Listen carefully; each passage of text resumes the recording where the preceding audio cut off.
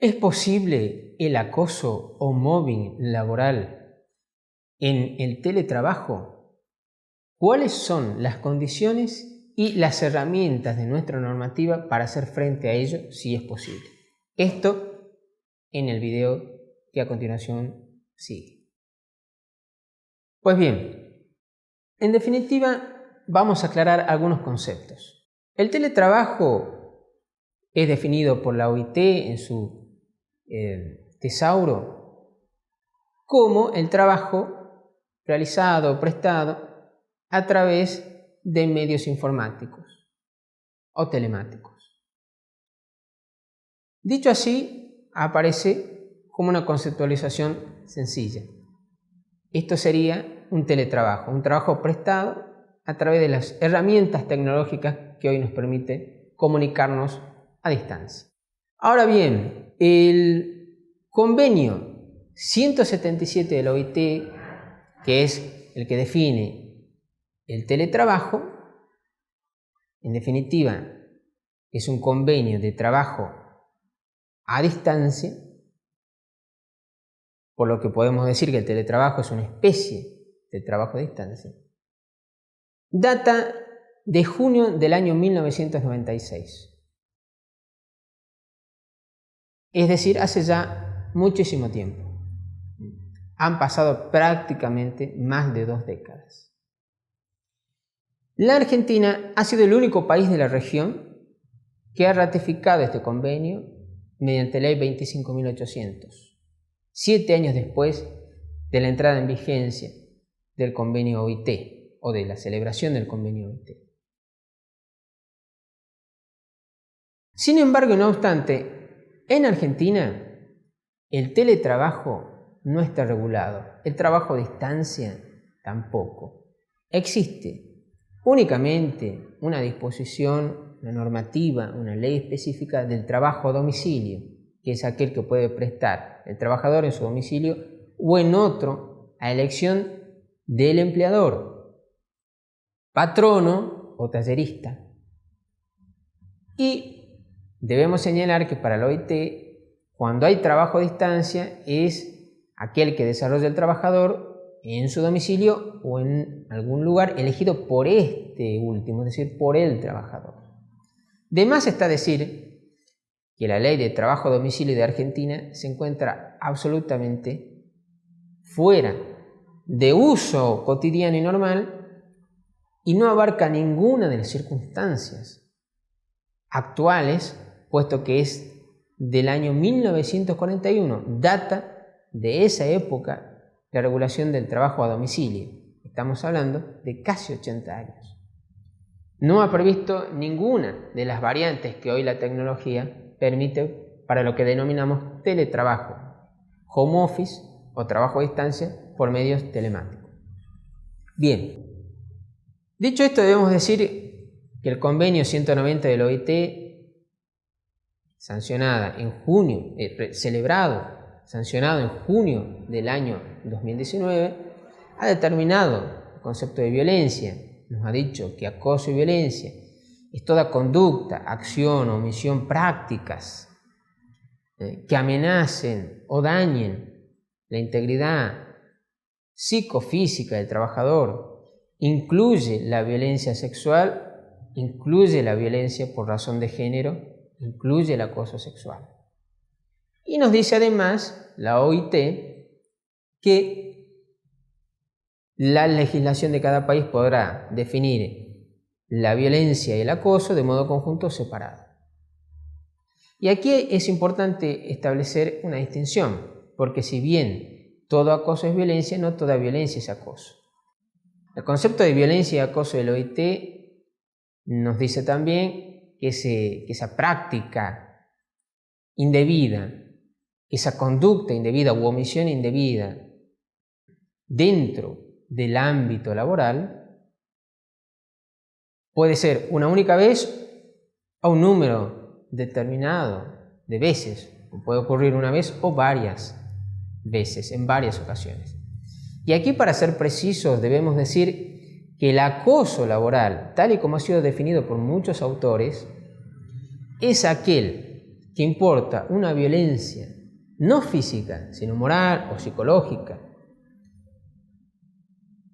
que se da bajo la modalidad de asedio u hostigamiento a una persona en un periodo más o menos prolongado de tiempo y que tiene por objeto, en definitiva, excluir a esa persona a través de un desgaste propio que traiga la renuncia del trabajador o un despido indirecto, o a través de un despido directo de la patronal ante incumplimiento del trabajador, o por qué no, lograr incluso la enfermedad del obrero para que se configure, en definitiva, sea también un despido indirecto, sea una renuncia o bien una licencia por enfermedad que termine en la extinción del vínculo, en definitiva.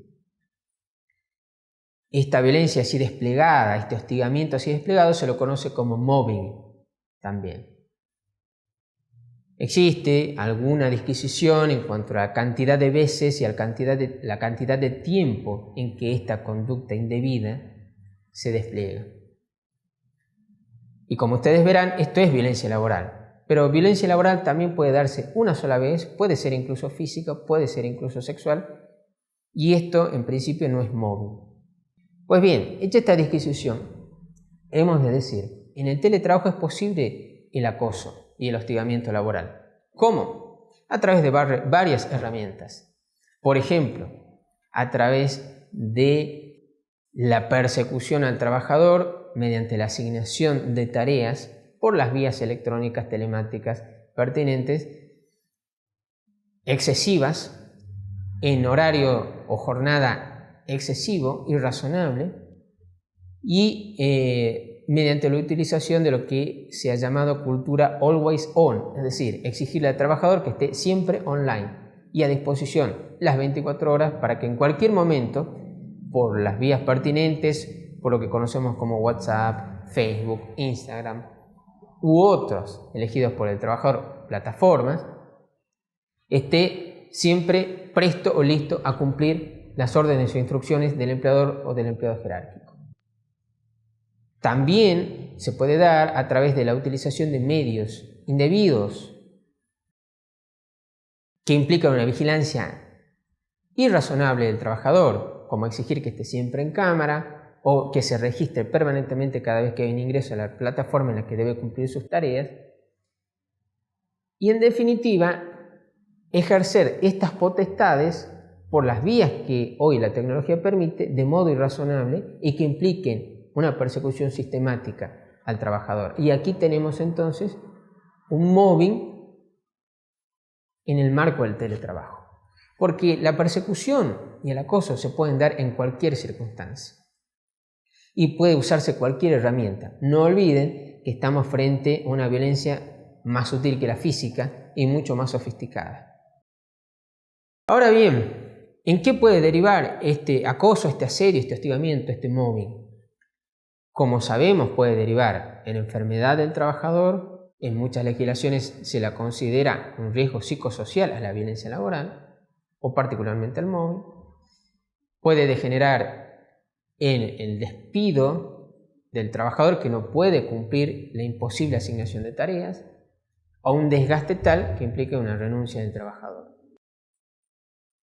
¿Y esto en qué se va a manifestar? Muchas veces y en muchas ocasiones se manifiesta en el cuerpo mismo del trabajador, en su salud física y psíquica. Innumerables son las circunstancias de estrés, de burnout, de situaciones de salud que implican somatización de esta presión laboral que el trabajador siente en su propio cuerpo y a la que es sometido. ¿Cuáles son las herramientas normativas para prevenir ello? Pues bien, para prevenir ello, en principio, la ley de trabajo a domicilios ya hemos visto que está absolutamente desactualizada. Tenemos la ley 2744, la ley de contrato de trabajo, dispone en su artículo 75 en la reforma del 2016 lo siguiente. Primero, establece el deber del empleador de tutelar la integridad psicofísica del trabajador. Importantísimo. Este es un deber que deriva del de buena fe, entiendo, y que no tiene ninguna excepción. Es ineludible. Y además de ello, trae el deber de observar las condiciones de higiene y seguridad adecuadas, es decir, cumplir la normativa de higiene y seguridad, ley 19.587 y reglamentación correspondiente, en principio y como regla. Ahora bien, ¿qué pasa cuando el trabajador es sometido a una presión que puede entenderse como acoso o hostigamiento? ¿De dónde puede asirse? ¿Cuál es la herramienta del trabajador o la del abogado para defender al trabajador? Aquí tenemos la herramienta del propio artículo 75 de la Ley de Contratos de Trabajo, que dice que en caso de peligro inminente o bien configurado el incumplimiento mediante la constitución en mora, el trabajador puede renunciar, puede rehusar cumplir su prestación hasta tanto no se den las condiciones necesarias para que no se afecte su integridad psicofísica. En resumidas cuentas, el trabajador, previa intimación al empleador, podrá rehusarse a cumplir la prestación debida y la intimación deberá hacerse en estos términos. Deberá requerirle al empleador que o retrotraiga las condiciones de integridad psicofísica o bien que la genere a fin de evitar un daño psíquico o físico que va a repercutir necesariamente en su figura. Ahora bien, en definitiva, cuando hay peligro de daño inminente no hace falta la intimación y en otros casos hará falta la intimación previa y ya sabemos que la herramienta para este tema, para este caso, para este supuesto, es el telegrama laboral. Estas son las dos herramientas que van a ser las protectorias en el caso de violencia laboral mediante hostigamiento. De lo contrario de producirse ya el daño y cuando ya no hay posibilidad de prevención, deberá resolverse toda la cuestión en una judicialización y en una eventual indemnización de daños y perjuicios, incluido el daño moral por la afectación de la integridad psicofísica del obrero.